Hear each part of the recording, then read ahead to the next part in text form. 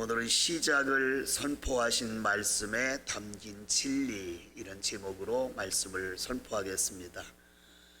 영어 성경에 창세기를 제네시스라 이렇게 말을 합니다. 현대 자동차에서 생산된 고급 승용차 가운데 제네시스라 이런 승용차가 있지요. 기원, 시작을 알리는 헬라어 게네시스라는 말에서 파생된 용어가 제네시스라는 말입니다.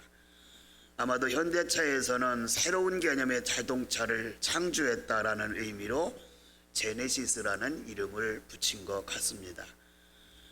자, 오늘 성경 태초, 히브리어는 베레시트라는 용어를 사용했는데, 이 베레시트라는 용어를, 히브리어 용어를 헬라어 70인역으로 번역한 성경에는 창세기의 이름을 게네시스 이렇게 되어 있어요. 기원, 시작을 이야기하는 뜻이죠. 창세기는 말 그대로 시작의 책입니다. 우주 만물과 인류의 기원을 우리에게 알려주는 책이 창세기입니다. 성경 전체의 내용을 쉽게 이해하려면 66권 중 3권을 반드시 이해해야 돼요. 창세기와 요한계시록 그리고 로마서입니다. 창세기는 질문을 하고 요한계시록은 답을 합니다. 그리고 로마서는 그에 대한 설명을 하고 있어요. 그렇기 때문에 이 3권의 책을 연결하면 성경 전체의 핵심을 뚫을 수가 있습니다. 성경을 읽기 전에 반드시 우리가 염두에 두어야 할 말씀이 있어요. 디모데후서 3장 16절 17절 말씀. 모든 성경은 하나님의 감동으로 된 것으로 교훈과 책망과 바르게 함과 의로 교육하게 유익하니 이는 하나님의 사람으로 온전히 하게 하며 모든 선한 일을 행할 능력을 갖추게 함이라 하는 말씀이에요. 자, 성경은 하나님께서 지목한 사람에 의해서 기록됐지만 사람의 말이나 견해가 아니에요. 성령의 감동으로 쓰여진 하나님의 말씀이 성경이에요. 그렇기 때문에 성경은 지식이나 지성이나 경험이나 상식이나 합리성을 가지고는 성경이 이해되지 않고 풀리지 않아요. 성령의 감동으로 기록됐기 때문에 성경을 이해하려면, 깊이 보려면 성령 체험하지 않으면 성경의 깊이를 알 수가 없어요. 자, 성경 말씀은 불신자를 위해서 주신 말씀이 아니라 우리 믿는 성도들을 위해서 하나님께서 주셔서 우리 믿음의 성도들이 앞으로 어떤 방향으로 나아갈 건가, 어떤 방법으로 살아갈 건가, 이것을 제시하는 것이 성경 말씀이에요. 자, 하나님의 말씀이 문서로 기록돼서 각 나라 말로 번역돼서 세상에 보급되었지만 성경의 의미는 예수님께서 마태복음 5장 18절에 말씀했어요. 하나님께서 1.1획도 변하지 않고 이룰 것이다. 성경이 번역하는 과정에서, 각 나라 말로 번역하는 과정에서 약간의 의미가 다를 수는 있지만 본질은 변하지 않아요. 본질은 오직 하나예요. 하나님께서 1.1획도 변하지 않고 다 이루실 것이기 때문에 예수님께서도 요한복음 19장 30절에 보면 십자가에서 돌아가시면서 외치신 말씀이 다 이루었다, 이렇게 외치고 돌아가셨어요. 자, 성경 전체 중 창세기는 성경 전체를 여는 열쇠입니다. 무슨 책이든 시작은 서론과 설명이 있기 마련인데 창세기는 시작은 설명도 없고 논리적인 전개도 없고 설득도 없이 그냥 태초에 하나님이 천지를 창조하시니라 이렇게 선포를 하셨어요. 이것이 성경 창세기의 특징입니다. 진리에 대한 하나님의 선포이기 때문에 성경을 가지고 논쟁을 해도 안 되고요. 그렇다고 깊이 학자들은 연구하지만 성도들이 그 진리를 따져 묻기 위해서 연구할 필요는 없어요. 하나님께서 선포하신 책인 만큼 믿고 따라가면 창세기가 열리고 믿으면 기적이 일어나요. 창세기 1장은 참으로 특이해요. 하나님이 누구시냐? 하나님이 어떤 일을 하셨느냐?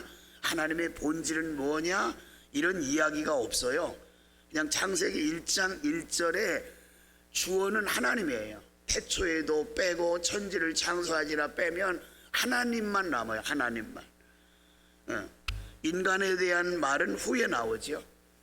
인류의 시작은 인간이 아니라 하나님으로부터 시작돼요. 인간이 없던 시대에는 오직 하나님만 존재했지요. 현 시대에 정말 우리를 헷갈리게 하는 용어가 하나 있어요. 휴머니즘. 휴머니즘이라는, 참 휴머니즘 할 때 이걸 인본주의잖아요. 인간 중심의 사회가 휴머니즘이라요. 어떻게 보면 정말 멋있는 말 같아요. 휴머니즘. 그럼 고상한 말 같아요. 하나님 없는 인간, 인본주의가 앞서다 보면 신본주의가 없어져요. 인권은 존중돼야 되지만 그 인권도 하나님이 계신 인권을 주장해야 그것이 바른 것이다 하는 것을 우리는 알 수가 있어요. 무엇보다도 하나님이 우선돼야 된다는 것을 다시 한번 강조해요. 하나님이 세상 역사의 주관자이시며 내 인생의 주인공이 되고 하나님 중심의 삶을 살아갈 때 우리는 행복할 수 없어요. 근데 반대로 내가 내 인생의 주인이 되고 하나님이 없게 된다면 결국 인간은 망하게 될 수밖에 없어요. 타락한 인간은 하나님을 몰아내려고 하고 심지어는 하나님의 존재 자체를 부인하려고 해요. 하나님이 어디 계시냐? 하나님이 없다 이렇게 말하고 있어요. 자, 설령 하나님이 계신다 해도 사람들은 이렇게 말해요. 하나님과 내가 무슨 상관이 있느냐? 이러한 인간은 어리석음에 대해 시편 기자는 시편 2편 4절에 하늘에 계신 이가 웃으심이요 그가 비웃으시로다. 하나님이 안 계시다고 부정할 때 하늘에 계신 하나님을 비웃는다는 거예요. 하나님은 엄연히 계세요. 자기가 보지 못할 뿐이지. 하나님은 창조주로서 분명히 존재하고 과거에 계셨던 하나님은 오늘 또 계시다는 것을 여러분이 꼭 기억하시기 바랍니다.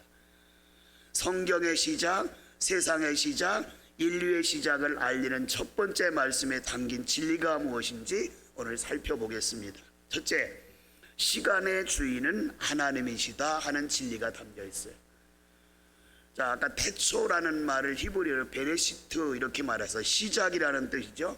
시간의 출발을 알리는 용어, 그 단어가 바로 베레시트, 태초라는 용어예요. 자, 태초라는 말은 인간에게 시간을 주시는 그 순간, 이것을 태초라 그래요. 시간이 있다는 말은 공간이 있다는 말도 돼요. 공간만 있는 시간은 없어요. 시간이 있기 때문에 공간이 있는 거예요. 자, 시간이 이어지는 것을 우리는 뭐라고 말해요? 역사 이렇게 말해요. 역사. 시간이 이어지는 걸 역사라 그러죠.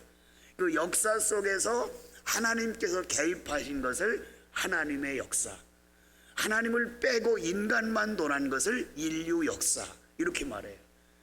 세상 모든 역사를 통틀어서 세계사 이렇게 말합니다. 그런데 이 역사에서 시간을 제외하면 역사는 없어요. 시간이 있기 때문에 역사가 있다는 것을 알 수가 있어요. 시간이 역사의 기준이라는 말이에요. 요한복음 4장 24절에 보면 하나님은 영이시다 그랬어요. 영이시다. 영은 뭐예요? 우리 눈에 보여요? 안 보여요? 안 보여요. 안 보여요.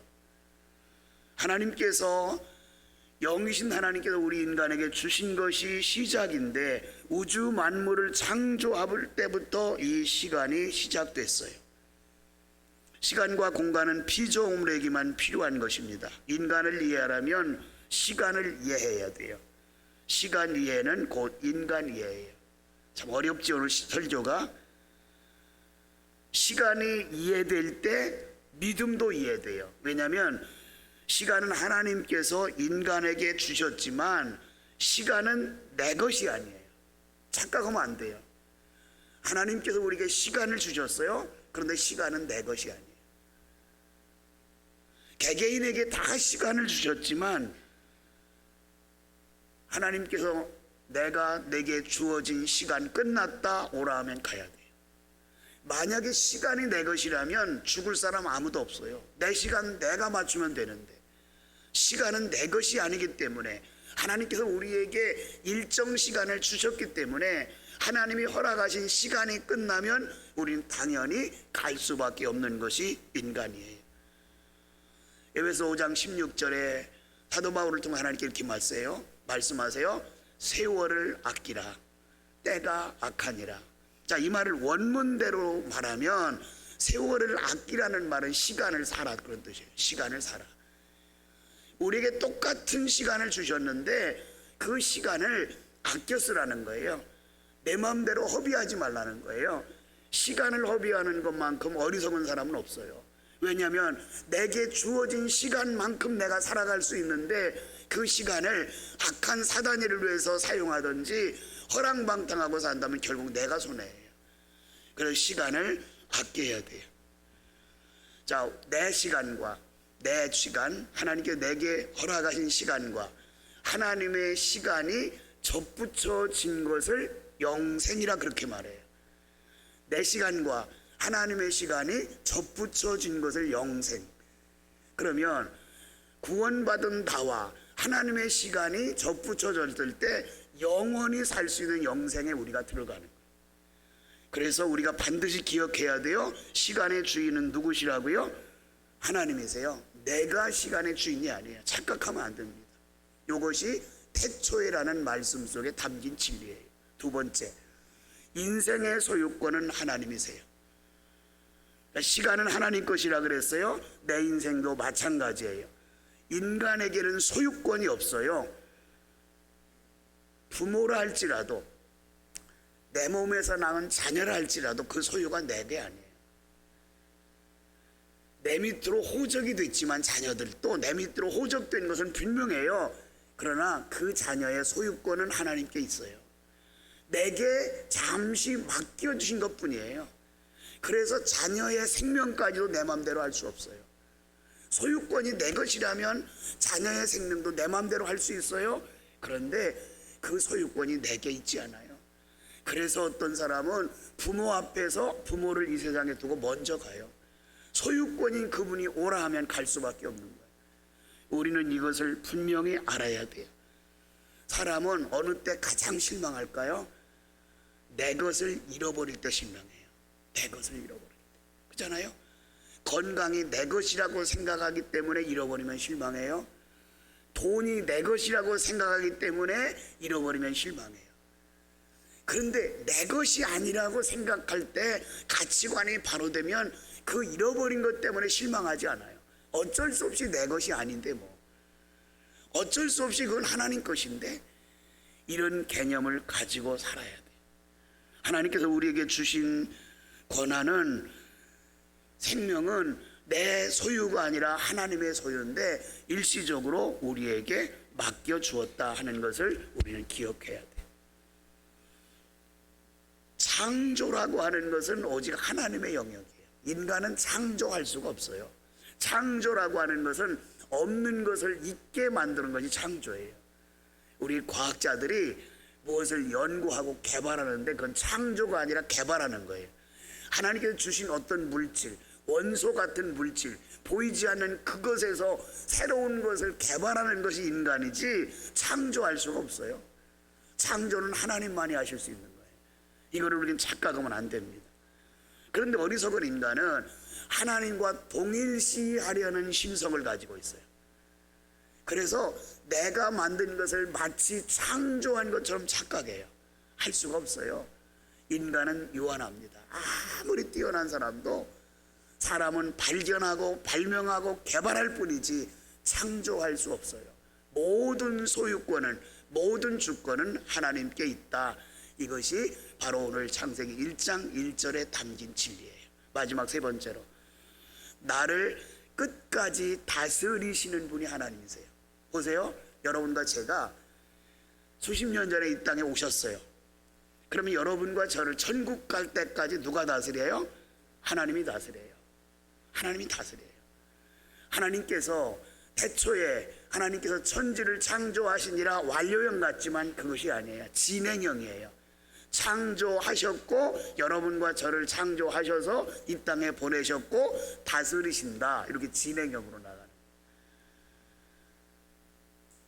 창세기 1장 28절에 하나님께서 아담과 하와에게 뭐라고 말씀하세요?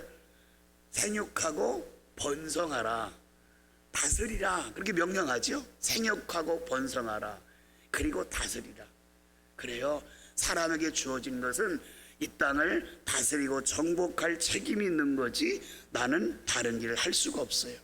나의 주인 되신 하나님은 나를 끝까지 다스리셔요. 성경을 통해서 다스리세요. 창세기 1장 2절 보세요. 하나님의 영은 수면에 운행하시니라. 여기 하나님의 영이 뭐예요? 성령이에요. 성령을 통해서 여러분과 저를 다스려요. 하나님의 신이 수면에 운행하세요.